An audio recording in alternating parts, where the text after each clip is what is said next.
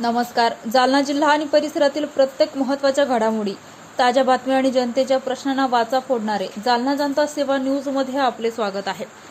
धारदार तलवार, खंजीर व धारदार कट्याळ बाळगणारा आरोपी जेरबंद. स्थानिक गुन्हे शाखेची कारवाई. जालना जिल्ह्यात अवैध धारदार शस्त्रे बाळगणाऱ्या इसमाची माहिती घेऊन कारवाई करण्याबाबत पोलीस अधीक्षक तेगबीर सिंग सिंधू यांनी स्थानिक गुन्हे शाखेचे पोलीस निरीक्षक पंकज जाधव व पथकास सूचना दिल्या होत्या.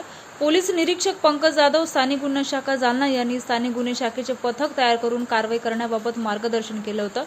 अवैध शस्त्र बाळगणाऱ्या इसमाची माहिती घेत असताना गुप्त बातमीदारामार्फत माहिती मिळाली की इसम नावे मंथन उपाध्याय अंबड हा त्याच्या ताब्यात व कब्जात एक धारदार व तीक्ष्ण तलवार खंजर बाळगून आहे. त्या अनुषंगाने त्यास अंबड येथून ताब्यात घेऊन त्याच्या राहत्या घरातून खालीलप्रमाणे मुद्देमाल जप्त करून कारवाई करण्यात आली आहे. आरोपी नामे मंथन संजय उपाध्याय, वय 20 वर्ष, राहणार अशोकनगर, अंबड, जिल्हा जालना.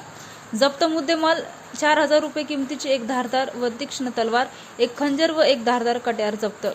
अंबड पोलीस ठाणे, गुन्हा रजिस्टर क्रमांक 488/2026, कलम 425.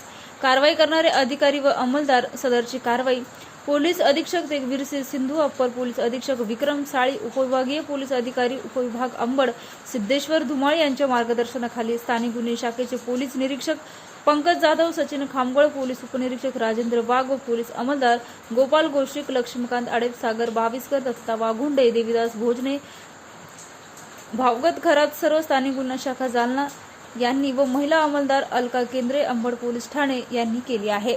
अशाच विश्वासार्ह बातम्यांसाठी आमच्या चॅनलला आता सबस्क्राईब करा.